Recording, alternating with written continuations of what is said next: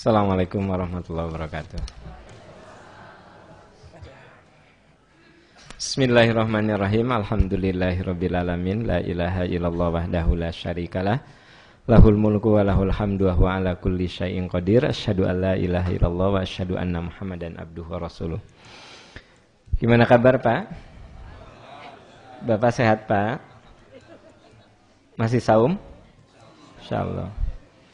Ibu sudah tidak saum? Masa? Iya. Ya, Kang Ihsan, kita jam 9:30 bahaslah 1 atau 2 pertanyaan. Iya.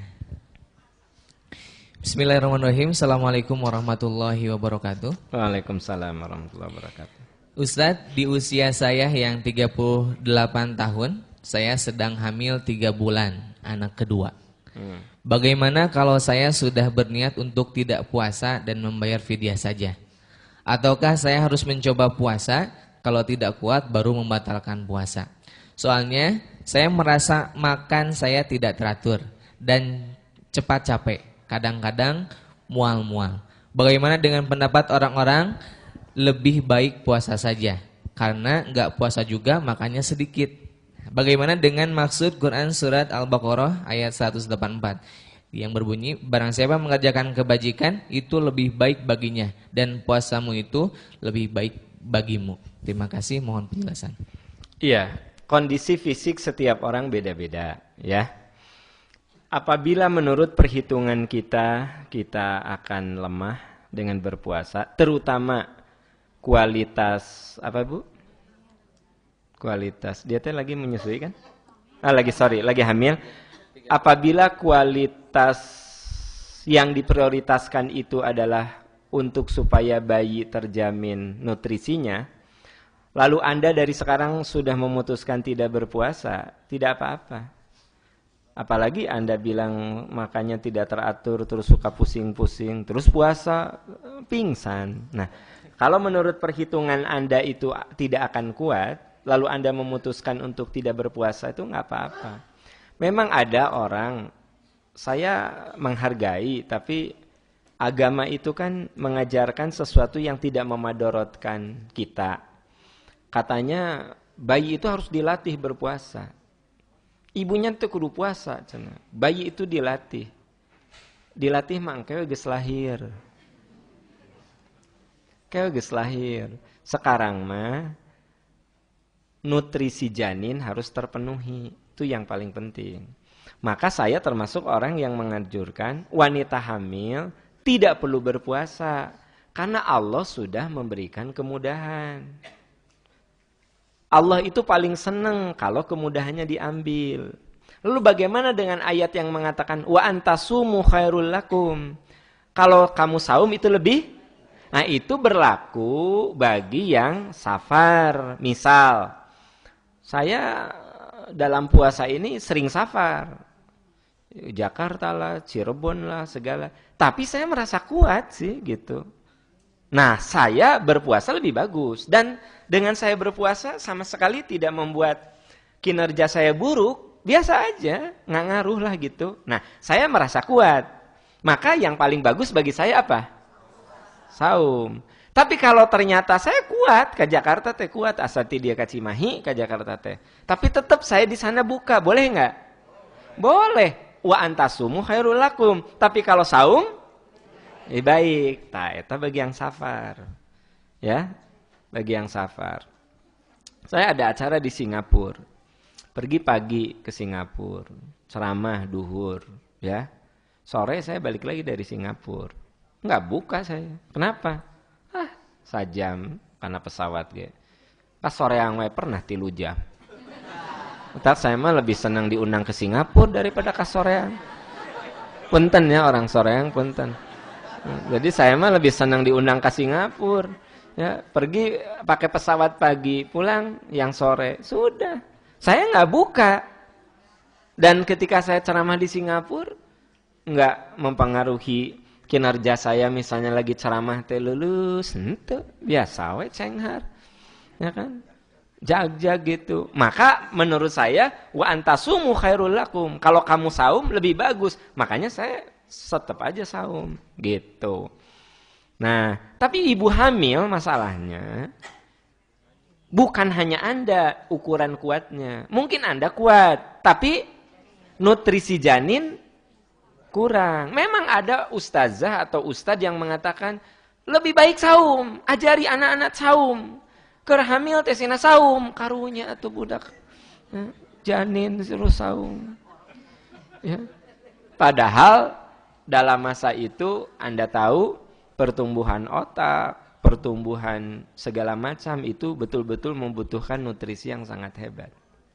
Ada orang nanya, Pak Am kenapa ya yang suka mengalami kecacatan teh justru dari kalangan yang miskin. Dari kalangan yang kaya mah bayinya teh cacat. Saya bilang karena gizinya terpenuhi. Iya kan kalau kurang gizi itu bisa berpengaruh juga sama si janinnya.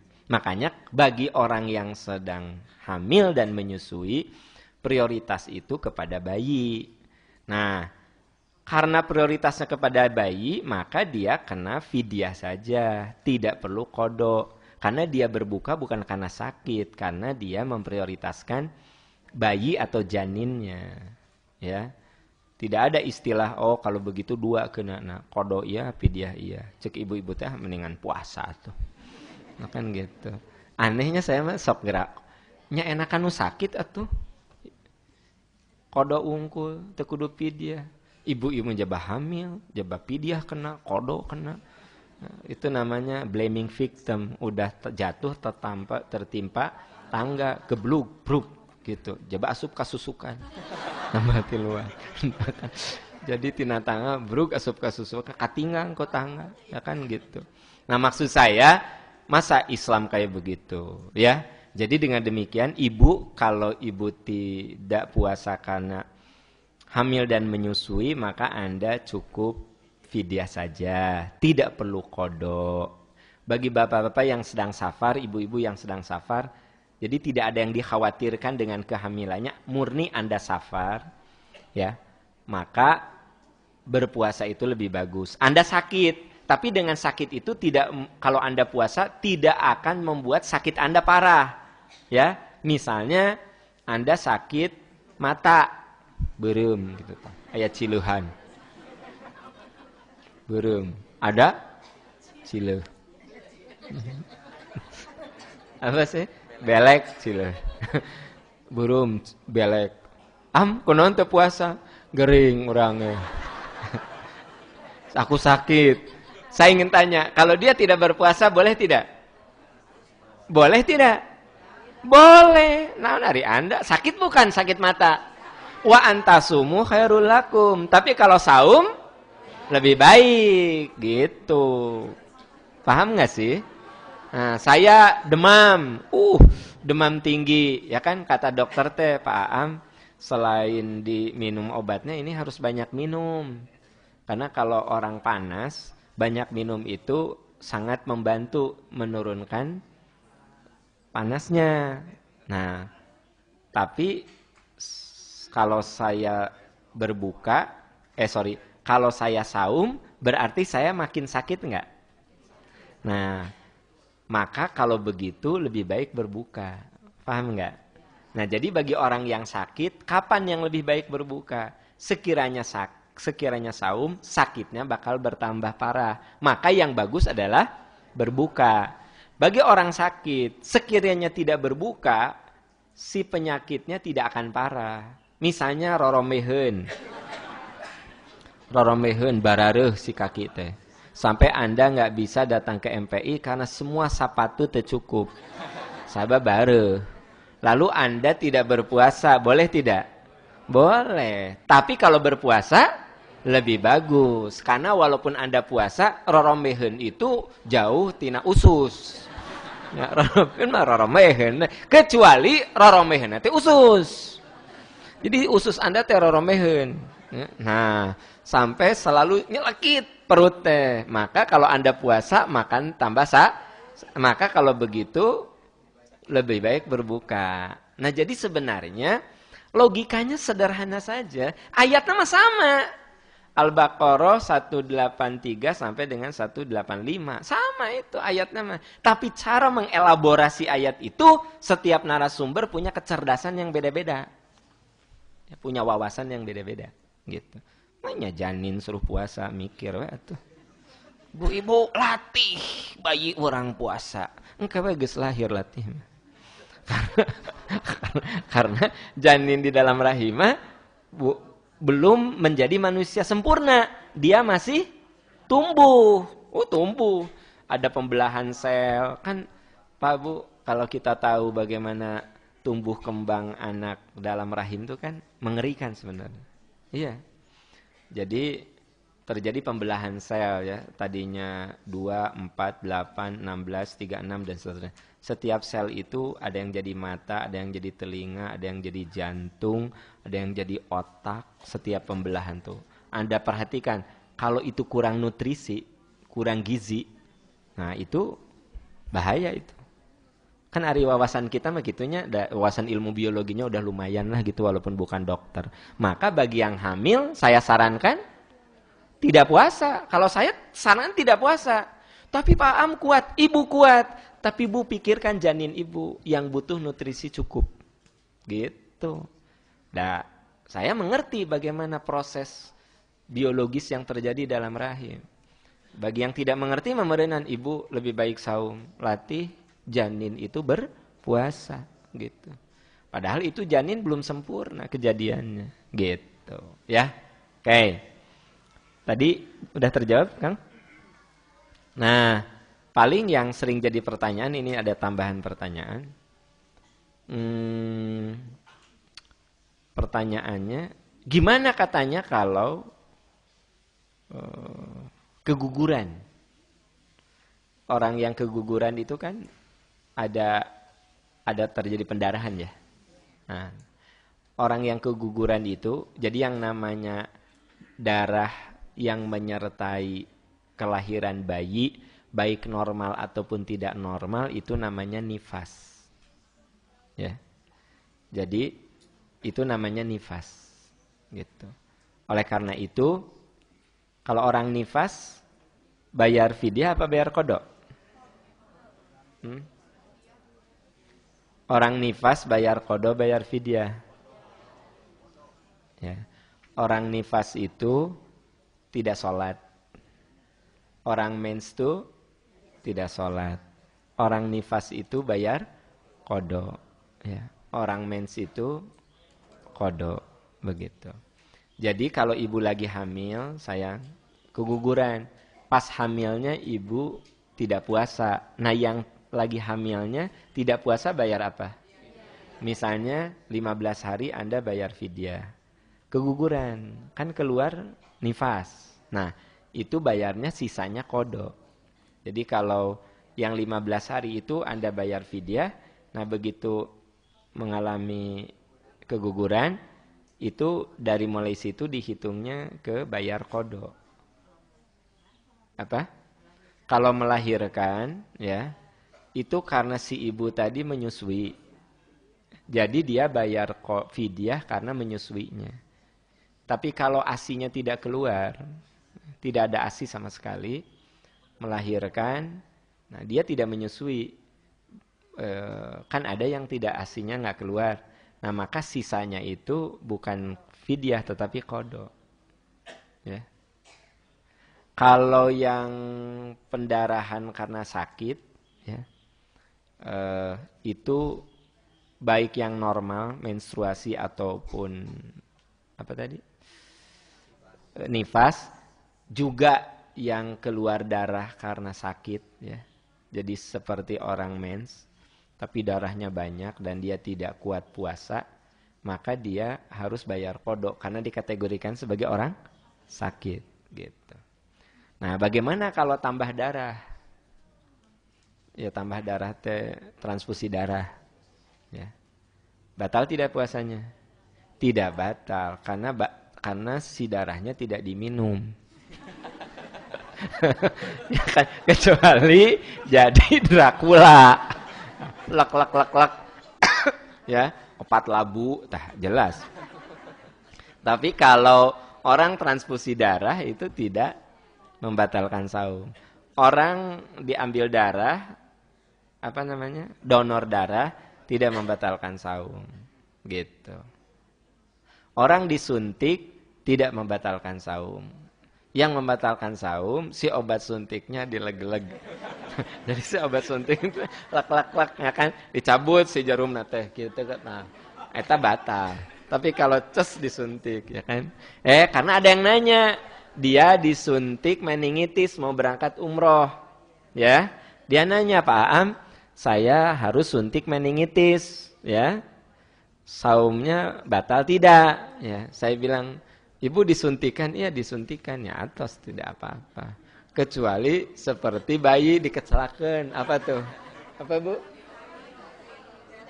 Iya, diteteskan. Apa itu yang gitu teh? Polio.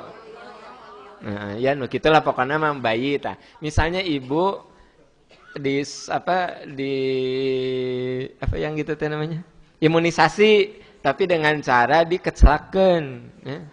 Misalnya ayah obat baru imunisasi teh ternyata bukan disuntikan, ya. Ada untuk berangkat haji umroh teh untuk meningitis teh misalnya tidak disuntikan, tapi ditelan. Nah, itu mah batal. Kan ini mah lewat suntikan, nggak apa-apa. Makanya sesuatu yang membatalkan saum itu sudah jelas definisinya, ya. Itu pun dilakukannya dengan kesadaran yang diminum atau makan. Ketika kita makan atau minum tanpa sadar, lupa misalnya, boleh. Artinya halal, gitu. Halal. Juga pulang makan. Terus kita ini seger kieu. Ramadan. Nah. Kalau saya pernah ada acaranya, meureun Allah teh nyaah meureunnya ke saya teh. Nyaah. Saya teh asup hotel dong, check in hotel. Anda tahu kan di hotel ada udah gitu hotelnya hotel berbintang dong, ada buah-buahan segala macam kan gitu. Itu juga Anda mendingan senlok dengan hiji gini kan itu. Ini hotel berbintang dong. Begitu masuk tuh ada coklat, ada buah-buahan, terus ada macam-macam lah. Hotel berbintang lah. Udah gitu juga saya dikasih kelasnya kan kelas yang presidential gitu ya. Jadi aduh, saya teh udah capek banget tuh. Bener lelah. Lagi Ramadan dong, dari Bandung acara dulu. Jadi saya check in hotel teh sore, ya. Bukan menjelang asar. Ya Allah, itu langsung saya teh buka kulkas dong. Da ini asat ieu pisan. Trak, ya kan? Untung bukan Homer tah. Saya teh nyalain TV dong, ngelonjor kaki. Slak. Sabotol TCF. Ambil dong. Saya mah nggak begitu suka kue kan. Ambil dong buah-buahan. Oke. Cuk saya teh kieu. Nah, apel teh asa ngeunah-ngeunah teh. Ya, apel teh udah biasa makan. Nah, ieu mah asa enak. Anggur dihajar deui kan gitu. Udah gitu teh ningali teh ada kan tempat pemanas air kan, aya kopi. Ah, ieu mah ditutup ku kopi. Lah. Gitu nya. Sambil nonton TV udah ngelonjor teh dina kursi ieu teh sofa. Udah gitu teh. Saya teh ambil we ieu menu cek saya teh jiga mah teh kudu makan da wareg gitu. Tas minum kopi segala macam terus ieu teh astagfirullah puasa. Saya bilang ini, tadinya astagfirullah, alhamdulillah. Duh, ya Allah, terima kasih Engkau memberikan kenikmatan. Pas ditinggali teh pisang 1 habis. Apel hiji, ya kan gitu. Si anggur ya ada beberapa biji, ya kan gitu. Minuman hiji, ya kan. Kopi, ya kan gitu, sagelas. Gusti ini. Matak begitu adzan teh jag we. Teh dikeresakeun teh lupana teh lama. Tahu ya dikersakakan teh. Kabayang teh, saya itu orang yang kalau makan suka menikmati. Jadi saya nggak pulang gerasa gerusu nggak. Saya juga suka bilang sama anak-anak teh, kamu teh gimana makan teh kudu dinikmati. Nah saya kan suka ya kalau minum kopi sambil nonton ya kan gitu atau gitu. Iya kabayang teh hilap dong. Sajam setengah. Ya kan? Hilap sajam setengah. Nah, itu mah walaupun saya nikmati kayak gitu, karunia Allah. Ya kan? Ibu marajen dilupakan sama Allah teh makan dorok-dok, inget langsung. Ya Allah. Ya ibu teh pulangnya ti pangaosan aya dorok-dok sisa budak merenan. Cakruk. Puasa eta mah duka kenikmatan ti Allah, duka azab. Ari saya mah bener dapat kenikmatan sampai minum kopi segala macam. Duka teh eta mah hilap teh bener les hilap ya gitu. Pernah saya ngalamin gitu ya. Kadang-kadang saya suka pengen lupa lagi gitu. Mun keur capek pisan ya kan gitu. Oke, itu ya. Ya kan. Satu lagi aja.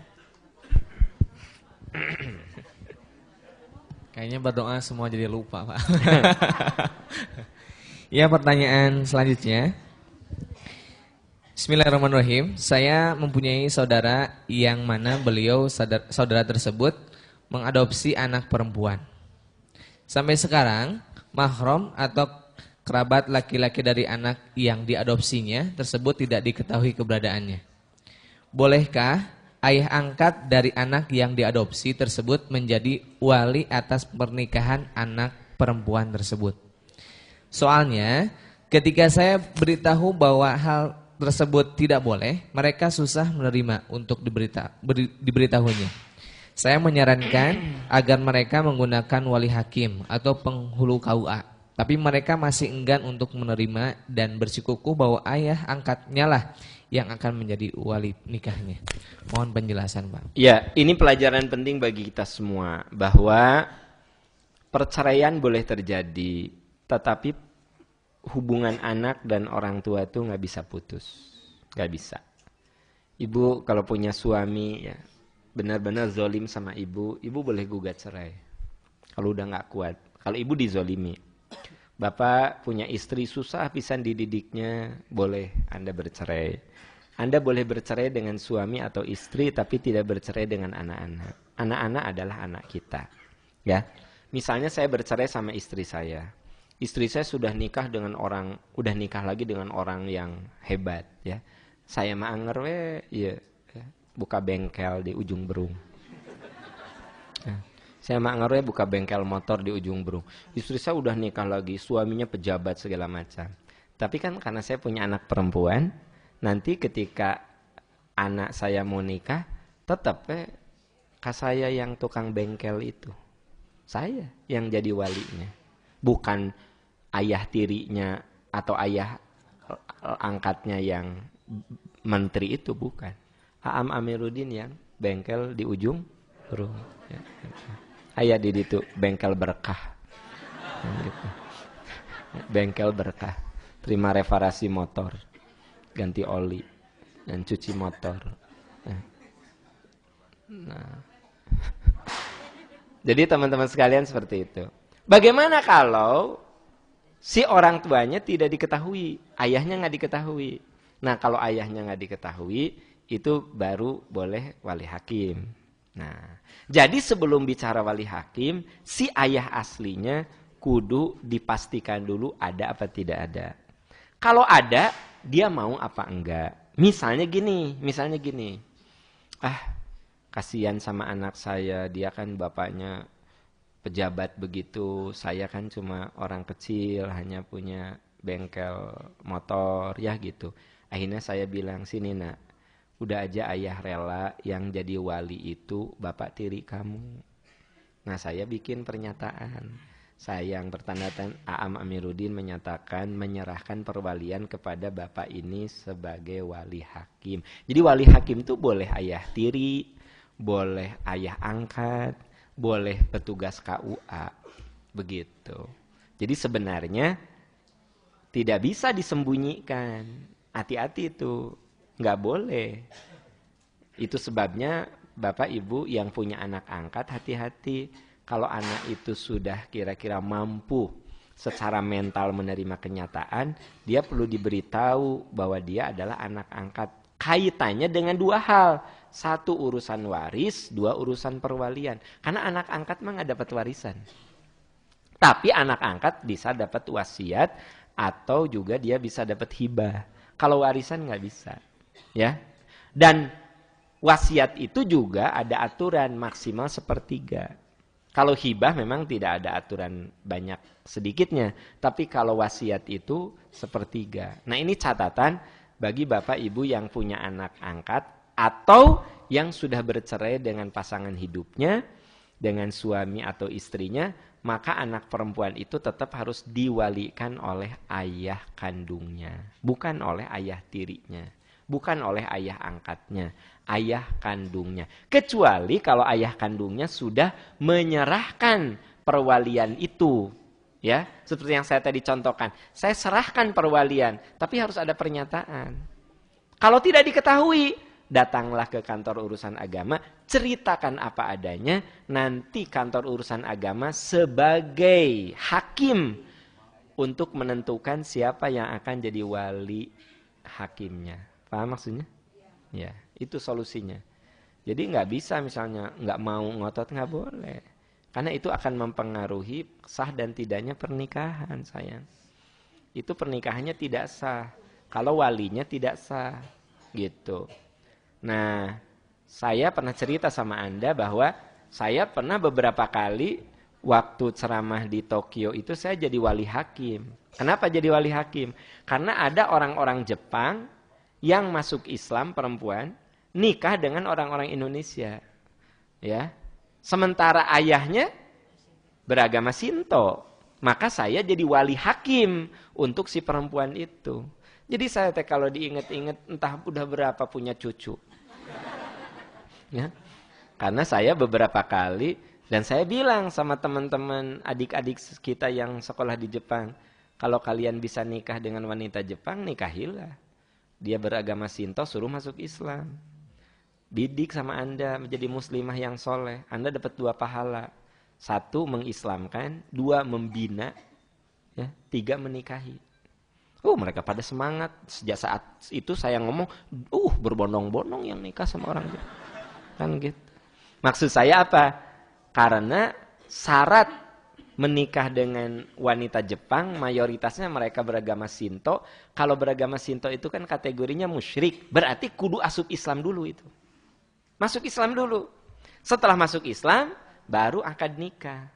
Kalau belum masuk Islam tidak sah akad nikah. Nah, akad nikahnya oleh wali hakim. Kenapa? Karena si ayahnya bukan Islam. Tapi ada juga 1-2 yang akhirnya satu keluarga itu masuk Islam. Maka yang walinya adalah ayahnya, gitu. Jadi memang Anda perlu tahu pernikahan itu disebutnya juga peristiwa agung karena dia ada konsekuensi-konsekuensi hukum. Anda kebayang nggak? Anda nikah dengan orang yang bukan siapa-siapa, tapi tiba-tiba setelah ada akad nikah menjadi bisa saling mewarisi. Misalnya saya orang yang kaya raya, iya mah misal, ya, kaya raya, wah harta nanti susah gitu sampai saya lupa tanah-tanah saya di mana aja. Mungkin ningali sertifikat mah. Iya mah cerita, iya mah misalnya saya ningali, tanah meni bagus kieu, hayang meuli.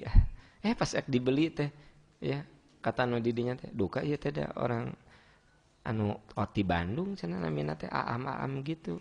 Pas ditinggal sertifikat nu urang teh. Kabayang teh saking banyaknya harta saya. Amin gitu. Anda masuk sirik wae, ya kan? Saking banyak eta, Bu sayang, Pak, yang saya ceritakannya eta teh bukan canda, ada orang kayak gitu loh. Saking kayanya, misalnya gini, dia lewat, ya kemana misalnya? Ini tanah bagus banget ya. Pengen kata dia teh. Tolong cari pemiliknya. Dia lupa kalau itu teh sudah dia beli. Ya. Kata panyawah teh, kata yang ngurus itu teh, duka cenah ieu teh da anu ti dayeuh cenah ti Bandung cenah kan gitu. Kan di Lembang tuh. Di Bandung cenah kan gitu. diselidik punya silit ya eta teh cenah nu paam. Pas ditinggali nu urang geuning akte teh. Pas ditinggali akte teh nu urang teh. Ya hanya beli asal lupa saking banyaknya, coba bayangkan.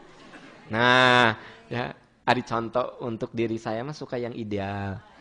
Mun keur ihsan tuh nu teu ideal. Nah, ya. Nah, saya segitu kayaknya nikah dengan seorang perempuan yang saya baru ketemu ya 2 hari atau ya. Iya, dengar contoh saha Pak Am, saha. Iya mah contoh, tadi aku bilang contoh. Baru ketemu 2 hari, ya saya jatuh cinta, kemudian saya nikah sama dia. Sah nikahnya, ya. Nikah sama dia. Tahu nggak? Itu harta saya yang seabreg-abreg. Kalau saya meninggal, itu istri saya yang baru saya ketemu 2 hari, akad nikah, jam 8 pagi, jam 4 sore saya meninggal. Nah, saya mah memang untuk membuat Anda paham sampai membuat saya nista juga nggak masalah. Kan?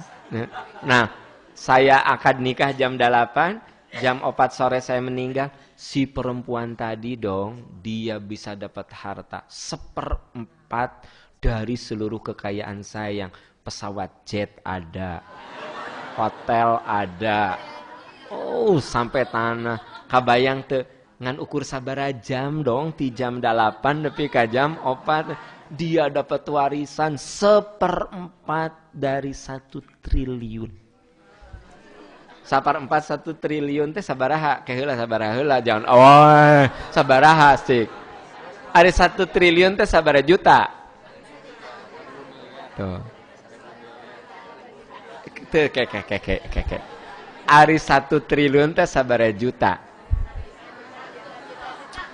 Kang Ihsan sabaraha juta tah? 1.000 miliar, 1.000 juta. Tah. Ihsan teh ngomong triliun, nggak tahu triliun teh. Nah, kalau harta saya 1 triliun, ya berarti 1 triliun teh 1 jutanya sabaraha hiji? Aya 1.000 apa aya 1 juta? Aya 1 juta. Mun 1 miliar 1 jutanya aya sabaraha? 1 jutana teh aya 1.000 gitu. Kan can ningali oge. Nah, kalau 1 triliun teh 1 juta nanti aya.